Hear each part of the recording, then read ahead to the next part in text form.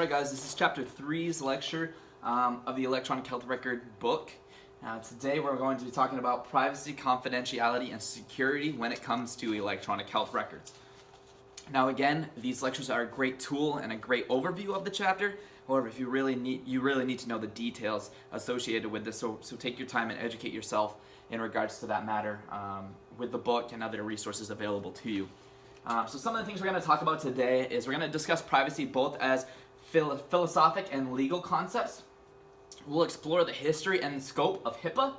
We'll list the 4 implementation specifications required by administrative safeguards outlined by the HIPAA security rule and explore ways in which they might apply to a small to medium-sized medical practice. And we'll assess and complete forms related to the patient privacy and security in the electronic health record. We'll become familiar with patients' rights under HIPAA and explore how they affect the EHR. We'll identify organizations aimed at securing EHR systems.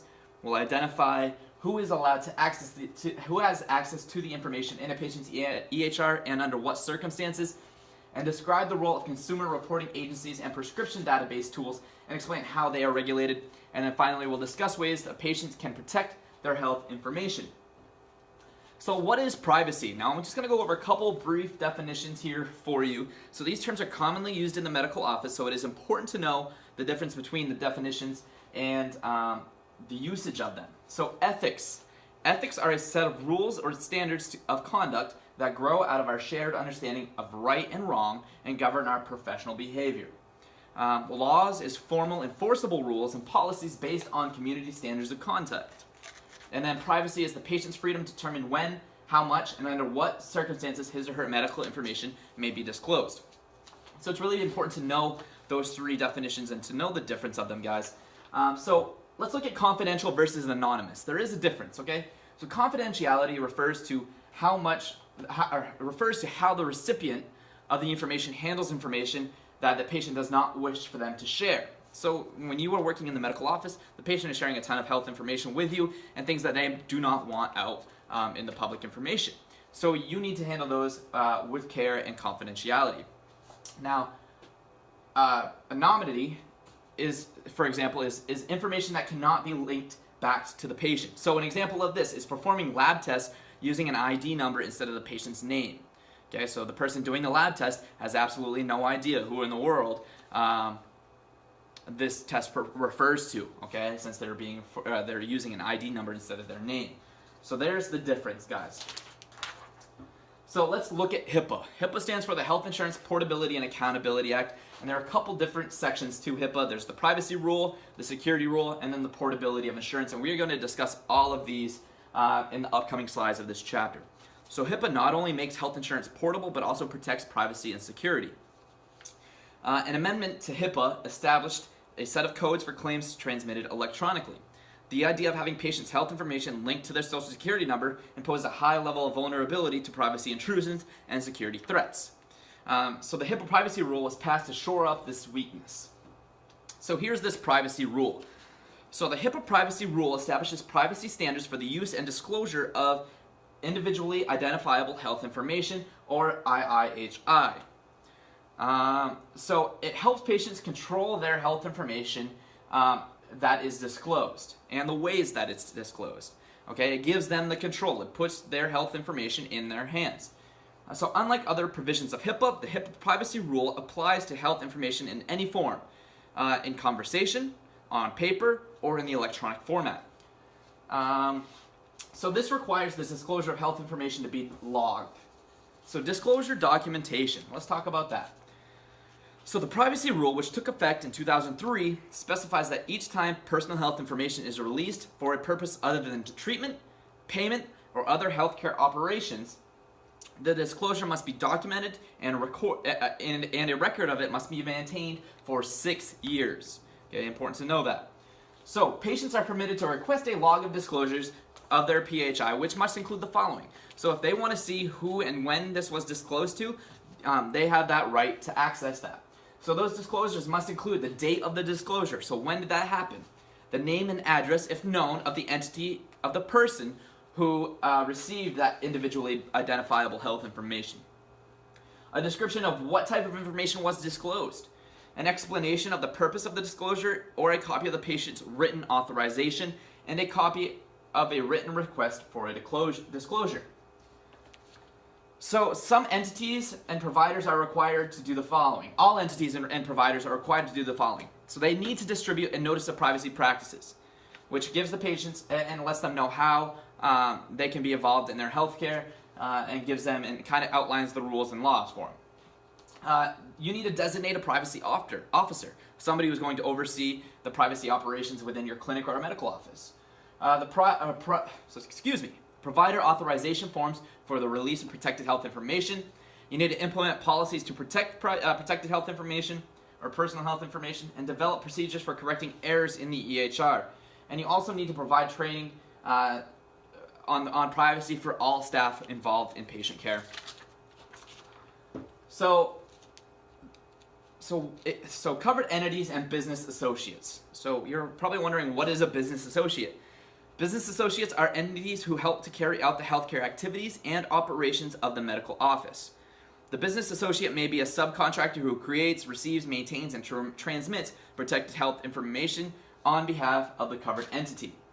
It could be the healthcare provider, it could be dealing with their health plans, or even healthcare clearinghouses. Can all fall under that category. Now there's this thing called the minimum necessary standard. So when a covered entity makes an allowed disclosure, so say the provider is reaching out to somebody to give maybe the new daycare needed your child's immunization records for acceptance. Okay, so that covered entity, the provider in this case, makes an allowed disclosure. Okay, you're giving him permission to disclose those immunization records to this daycare. It should only include the minimum necessary information to accomplish the purpose. So if they only need the immunization records, you don't need to send the whole medical record.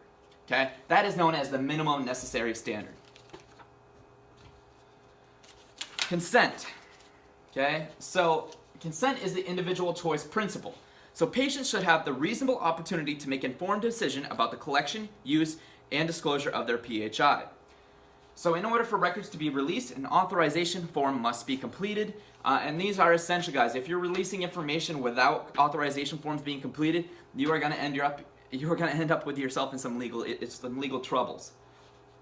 So an authorization form is needed when information is to be disclosed for any purposes other than treatment, payment, or operations, such as for a training or quality assurance analysis.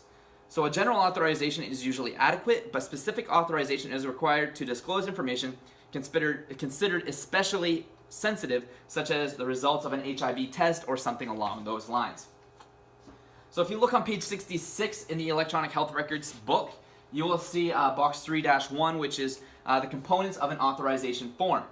So an authorization form needs to have the complete name, date of birth, and address of the patient.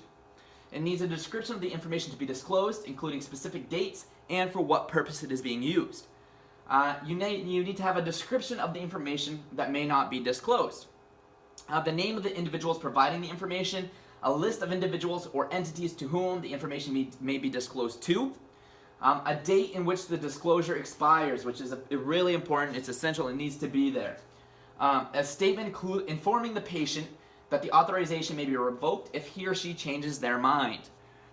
A notice advising the patient that the information disclosed could be redisclosed and therefore would no longer be protected. And then, of course, the patient needs to sign and date that authorization form as well. So it's really important to know that. Take your time and review that on page 66 in your textbook. So that kind of covers the privacy rule. Now we're getting into the security rule. So the HIPAA privacy rule governs the use and disclosure of PHI in all forms, where the HIPAA security rule outlines the administrative, physical, and technological measures that covered entities must take in order to implement and comply with the privacy rule. So in a nutshell, the privacy rule is a statement of principles, and the security rule is a plan for applying them. So the HIPAA security rule gives each covered entities 4 broad goals to meet. And that's to protect the integrity and confidentiality of electronic healthcare information stored, created, received, maintained, and transmitted. It's to shield against anticipated security threats, to shelter protected health information against unauthorized use and disclosure, and to ensure that all employees comply with the provisions of the security rule. So some security safeguards in the medical practice. So instead of laying out a rigid prescription for the implementation, the security rule invites a range of approaches to complying with the standards. So it's designed to avert security breaches. That's what its goal is to do. It provides contingency plans, and all safeguards fall into 3 areas. It's either administrative, physical, or technical. And we'll get more into these right now. So administrative safeguards, they require that medical practice or the other covered entity to adopt formal processes to prevent, detect, contain, and correct security violations. Now there's 4 implementation specifications here. You need a risk analysis. Okay, what are the risks of any security breaches, things like that, and how are we going to manage those risks? Now, if there is a breach, what are the sanctions or penalties that is going to be associated with this? And then you need to have information system review activity to make sure that all of your systems are up and working correctly. And then there are physical safeguards. So physical safeguards ensure the security of electronic data, buildings, and equipment. So the practice must design and plan for the receipt, removal, backup, storage, reuse, disposal, and accountability of electronic media, such as EHR systems stored on magnetic tape or disks and memory cards. Essentially, the practice must know where the information has been, who it has been with, and what it was doing there. Some examples of some physical safeguards could be a simple thing as a screensaver. Okay, you get up and you leave your workstation, you pop up your screensaver so that nobody can look at that information you were looking at. Another one is a login and password. So to help practices meet physical security specifications, only physicians and staff members with an appropriate password are able to access the program information. All right, so it's really important that, and we're going to get into little passwords right here actually. So tips for choosing a strong password, because this is essential, guys. I'm not going to read all this, but this is something you should educate yourself on. Okay, look at page 69 in the textbook in box 3-2, and there's a box there for tips for choosing a strong password.